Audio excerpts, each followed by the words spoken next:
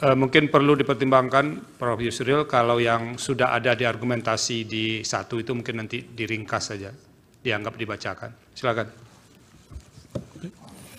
Terima kasih Yang Mulia. Yang kami muliakan, Ketua dan Majelis Hakim Mahkamah Konstitusi, pemohon 1, pemohon 2, dan para kuasa hukumnya, termohon KPU, pemberi keterangan Bawaslu, dan seluruh rekan-rekan advokat yang hadir pada kesempatan yang berbahagia ini. Kami membagi keterangan kami ini dalam 3 bagian dan akan dibacakan oleh 3 kuasa hukum secara bergantian. Saya akan membacakan pendahuluan, kemudian akan dilanjutkan oleh advokat Dr. Fahri Bahmid, dan juga akan dilanjutkan selanjutnya oleh advokat Yuri Kemal Fadullah. Izinkan saya membacakan pendahuluan dari keterangan kami ini, Yang Mulia. Pertama-tama, sebelum pihak terkait menguraikan secara rinci dalil-dalil ataupun argumentasi konstitusional dan yuridis mengenai aspek keabsahan formalitas pada bagian eksepsi dan substansi materi dalam pokok-pokok permohonan, perkenanlah pihak terkait terlebih dahulu menyampaikan kalimat-kalimat pendahuluan sebagai berikut. Dalam suasana hari yang bulan baik ini, hari ini tanggal 17 Ramadan 1445 Hijriah, izinkanlah kami menggunakan kesempatan yang baik ini untuk mengucapkan selamat menunaikan ibadah puasa kepada kita semua, serta seluruh hadirin dan hadirat yang hadir pada kesempatan yang berbahagia ini. Semoga kita semua diberikan kesehatan, kedamaian, dan kesejahteraan.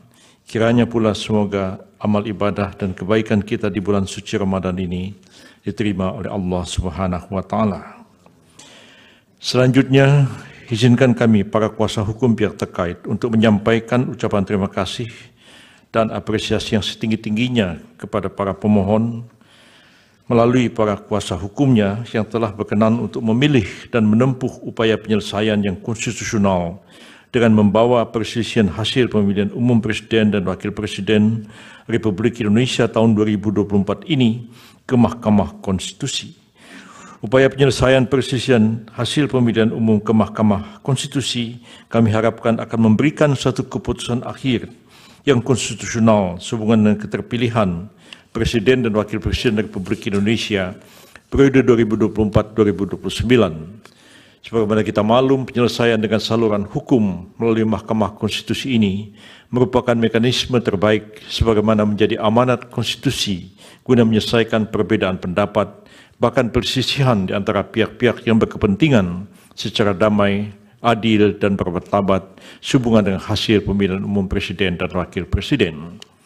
Pihak terkait dan kami selaku kuasa hukum pihak terkait memiliki kepercayaan yang tinggi kepada Yang Mulia para hakim Mahkamah Konstitusi dalam memeriksa, mengadili, dan memutuskan perselisihan hasil pemilihan umum Presiden dan Wakil Presiden ini dengan seadil-adilnya dan dengan kemandirian penuh tanpa pengaruh dan tekanan dari pihak manapun. Bagaimana telah kita ketahui bersama, pada hari Rabu tanggal 20 Maret 2024 pukul 22.19, Komisi Pemilihan Umum KPU telah mengumumkan keputusan nomor 360 tentang penetapan hasil pemilihan umum Presiden dan Wakil Presiden dan seterusnya.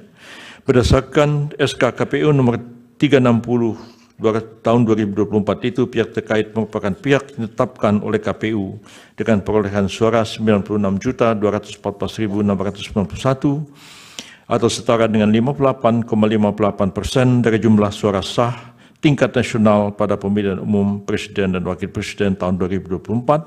Selain itu, pihak terkait telah ditetapkan pula sebagai pemenang pada 36 provinsi dan 1 luar negeri dari total 30 provinsi yang ada di total 39 provinsi termasuk daerah pemilihan di luar negeri. Merujuk pada norma konstitusi sebagaimana termuat di dalam pasal 6A Undang-Undang Dasar 1945, tidak perlu dibacakan, yang berdasarkan norma konstitusi tersebut, maka pihak terkait telah memenuhi persyaratan yang diamanatkan oleh konstitusi sehingga secara konstitusional wajib untuk dilantik oleh Majelis Permusyawaratan Rakyat menjadi Presiden dan Wakil Presiden Republik Indonesia tahun 2024-2029. Tingginya perolehan jumlah suara sah yang diperoleh pihak terkait sudah barang tentu menunjukkan adanya kepercayaan dan keinginan yang begitu tinggi dari mayoritas rakyat Indonesia di hampir seluruh wilayah negara kesatuan RI termasuk luar negeri guna memberikan amanat kepada pihak terkait untuk menjadi Presiden dan Wakil Presiden RI periode 2024-2029. Rakyatlah yang dalam hal ini berdaulat menjadi penentu dan kontestasi tiga pasangan calon Presiden dan Wakil Presiden RI yang kami yakini ketiga pasangan ini adalah putra-putra terbaik yang dimiliki oleh bangsa Indonesia saat ini. Hal ini bagaimana pengejawantahan pasal 1 ayat 2 Undang-Undang 45 yang menegaskan kedaulatan ada di tangan rakyat dan dilaksanakan menurut Undang-Undang Dasar. Hal ini pula telah disadari pemohon sendiri dengan mengutip adagium Vox Populi, Vox Dei, suara rakyat adalah suara Tuhan. Justru atas narasi-narasi pemohon dan petitum pemohon yang menegasikan suara 96 juta lebih rakyat Indonesia itu kepada pihak terkait, itulah yang membuat adagium itu kehilangan maknanya.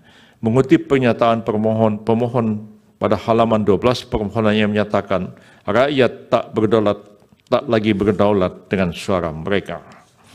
Berkenaan dengan pasal 6 ayat 3 Undang-Undang 45 dan kaitannya dengan hasil pemilu Presiden dan Wakil Presiden tahun 2024, maka pihak terkait mengingatkan agar semua pihak secara bijak, penuh kehati-hatian, dengan penuh rasa tanggung jawab, secara bersama-sama senantiasa menjaga agar norma pasal 64 ayat 3 Undang-Undang 45 dimaksud tidak terlanggar. Dan sampai setelah hasil pemilihan umum diperoleh atas adanya ketidakpuasan dan kepentingan pihak-pihak tertentu terhadap pemilihan umum Presiden dan Wakil Presiden dimaksud, kemudian terus-menerus melakukan upaya-upaya delegitimasi dan penegasian terhadap hasil pemilihan umum dengan alasan-alasan yang tidak konstitusional dan tidak bersesuaian dengan peraturan perundang-undangan yang berlaku. Dalam konteks ini, bila mana kita mencermati permohonan dari pemohon akuo, maka akan nampak adanya upaya-upaya yang tidak berlandaskan hukum dari pemohon untuk menegasikan jumlah suara sah 96 juta lebih itu dari rakyat Indonesia kepada pihak terkait. Hal ini alasan dalam bagian posita permohonannya, pemohon menyatakan jumlah suara sah pihak terkait menurut pemohon adalah 0 di seluruh wilayah negara kesatuan Republik Indonesia dan di luar negeri. Selain itu, dalam petitumnya secara tidak konsisten, pemohon berupaya meyakinkan Mahkamah Konstitusi untuk mendiskualifikasikan pihak terkait. Upaya penegasian jumlah suara dan permintaan agar pihak terkait didiskualifikasi oleh pemohon dimaksud merupakan suatu bentuk pengingkaran terhadap demokrasi yang sangat berpotensi melanggar norma pasal 6A ayat 3 Undang-Undang 45 atas alasan pasangan calon presiden dan wakil presiden yang seyogianya secara konstitusional terpilih dengan suara yang mayoritas mutlak di hampir seluruh wilayah NKRI dan seharusnya dilantik menjadi presiden dan wakil presiden tahun 2024, 2029 dan seterusnya. Teramat penting untuk menjadikan perhatian kita bersama bahwa tahapan demi tahapan dalam rangka kampanye pemilu presiden dan wakil presiden 2024 telah dilalui bersama oleh pihak terkait, pemohon dan juga pasangan calon presiden dan wakil presiden nomor urut 1 dan seterusnya tidak kami bacakan. Artinya secara sadar maupun diam-diam pemohon telah menundukkan diri pada kaedah proses tahapan yang telah berlangsung tanpa adanya penolakan. Hal ini pula dapat dipandang sebagai satu persetujuan diam-diam atau silent consent yang pada intinya satu pernyataan kehendak yang dilakukan oleh satu pihak kepada pihak lain yang bersangkutan tidak menyatakan keberatan atau penolakan atas tindakan yang dilakukan oleh pihak tersebut kepadanya sekalipun maksud tersebut sudah diberitahukan. Selanjutnya, bagaimana kemudian reaksi atas mayoritas rakyat Indonesia yang dengan secara sadar dan murninya memilih pihak terkait dengan jumlah suara lebih dari 2 kali lipat dibandingkan dengan suara yang memilih pasangan pemohon.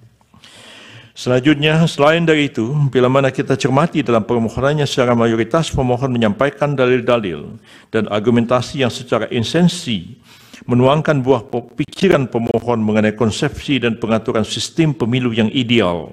Menurut pemohon, misalnya pemohon menyampaikan dalam posita angka 14 halaman 22 permohonannya, MKRI siogianya memeriksa permohonan AKO yang mempermasalahkan pelanggaran TSM berupa nepotisme yang kemudian melahirkan abuse of power yang terkoordinasi karena satu, adanya kekosongan hukum dalam Undang-Undang Pemilu, dua, instrumen penegakan hukum pemilu tidaklah berjalan secara efektif. Dari perspektif akademik, hal ini tentu saja dapat menjadi diskusi dan pembahasan atas alasan argumentasi pemohon sehubungan dengan tampak hendak memberikan ide-ide sehubungan dengan norma yang sebaiknya terdapat pada Undang-Undang Nomor 7 Tahun 2017 tentang Pemilu sebagaimana telah diubah berapa kali dan terakhir dengan Undang Nomor 7 Tahun 2023.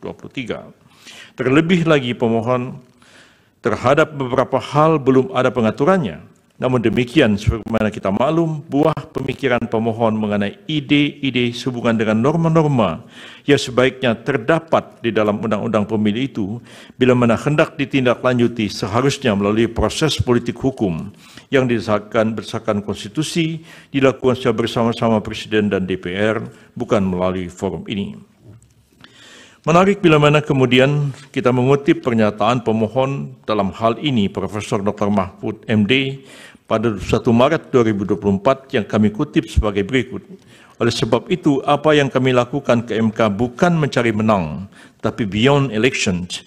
Maka masa depan bukan sekedar pemilu hari ini, tapi masa depan ratusan tahun yang akan datang, demokrasi kita harus sehat. Hal ini terang dan jelas menunjukkan bahwasanya permohonan AKO disusun sebatas sebagai narasi dan buah pemikiran pemohon sebuah norma yang menurut pemohon baik untuk kemudian dituangkan dalam Undang-Undang Pemilu maupun peraturan perundang-undangan yang relevan untuk masa yang akan datang.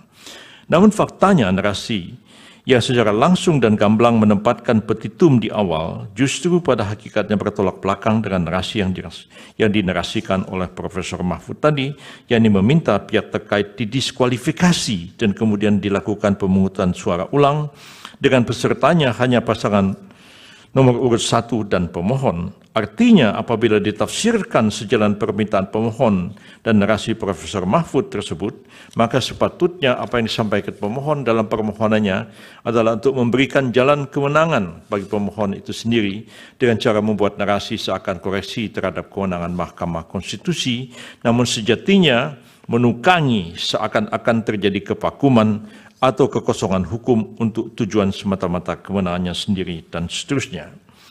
Bila mana kemudian kita secara tertib dan komprehensif menelaah dalil-dalil permohonan, pemohon yang berkenaan dengan narasi pelanggaran TSM dan berupa nepotisme dalam pencalonan Pak Gibran Rakabuming Raka dan program bantuan sosial Presiden Joko Widodo, maka akan nampak pula bahwasanya dalil pemohon itu hanya bersifat asumtif dan dianggap pula sebagai propaganda untuk melegitimasi keterpilihan pasangan calon presiden dan wakil presiden pihak terkait. Bagaimana kita maklum berkenaan dengan pencalonan Pak Gibran ini ialah penjelajahan hak setiap warga negara untuk sama-sama yang memiliki hak yang sama untuk maju dalam pemilihan-pemilihan yang dilaksanakan. Dan seterusnya kami tidak akan bacakan. Kemudian yang sedikit ada yang ingin kami singgung juga adalah mengenai satu statement yang juga disampaikan oleh Pak Mahfud dalam berbagai kesempatan. Kami juga menyatakan bahwa perlu kami ingatkan kembali bahwasanya Undang-Undang Nomor 7 Tahun 2017 tentang Pemilu dengan segala perubahannya telah mengatur dengan sangat jelas dan rinci berkenaan dengan eksistensi dan kewenangan badan-badan lembaga untuk menyelesaikan perselisihan yang berkaitan dengan pemilu. Lembaga-lembaga itu ada yang merupakan kekuasaan kehakiman yang dijalankan oleh Gakumdu, Pengadilan Tata Usaha Negara, Bawaslu, dan ujungnya adalah Mahkamah Konstitusi untuk menyelesaikan perselisihan pemilu. Dengan adanya pengaturan tentang pembagian kewenangan dan menangani sengketa proses pemilu melalui Bawaslu, PT UN, dan Mahkamah Agung dalam sengketa administratif dan sengketa hasil oleh Mahkamah Konstitusi sejak tahun 2017, maka tidaklah relevan Profesor Mahfud mengutip pendapat dalam tanda kutip Maha Guru HTN Profesor Yusril Iza Mahendra yang pernah mengatakan bahwa Mahkamah Konstitusi seyogianya tidak menjadi sekedar mahkamah kalkulator, tetapi mahkamah seharusnya berperan memeriksa pelaksanaan pemilu secara substantif sejak dari proses pelaksanaannya. Pendapat itu ada benarnya karena diucapkan pada tahun 2014, 3 tahun sebelum berlakunya Undang-Undang Nomor 7 Tahun 2017 tentang Pemilu yang membagi kewenangan kasus-kasus yang terjadi dalam penyelenggaraan pemilu sebagaimana diuraikan tadi. Sebab itu pendapat tersebut dapat dikategorikan seperti dikenal dalam ilmu fikih, yaitu qaul qadim, satu pendapat yang dimansuhkan, dibatalkan atau ditinggalkan, dengan qaul jadid atau pendapat baru karena norma-norma hukum yang mendasarinya juga telah berubah.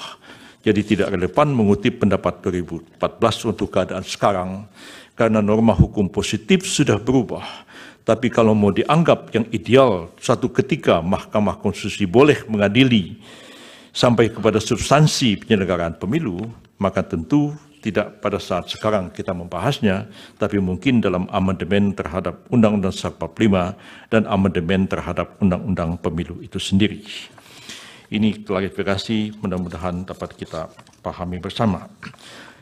Selanjutnya, sehubungan dengan permohon akuo mengemuka pula pertanyaan berikut, yakni apakah pemohon yang merasa telah terjadi berbagai kecurangan dan pelanggaran telah membawa permasalahan yang dihadapi pemohon sehubungan dengan kecurangan dan pelanggaran dalam proses kepada badan-badan atau lembaga-lembaga yang sesuai dengan kewenangan tersebut di atas. Bila sudah, ya, mestinya dilakukan, dan yang dibawa ke Mahkamah Konstitusi adalah bagian terakhir, yaitu persisihan tentang hasil dari pemilihan umum itu sendiri. Saya kira itulah pokok-pokok pendahuluan yang dapat kami sampaikan, dan untuk selanjutnya lebih kepada substansi daripada keterangan pihak terkait dalam memberikan jawaban terhadap pokok-pokok permohonan pemohon. Terima kasih Yang Mulia, dan kami persilakan Dr. Fahri Bahmid untuk melanjutkan keterangan dari pihak terkait. Terima kasih Yang Mulia. Silakan. Download Tribun X sekarang. Menghadirkan lokal menjadi Indonesia.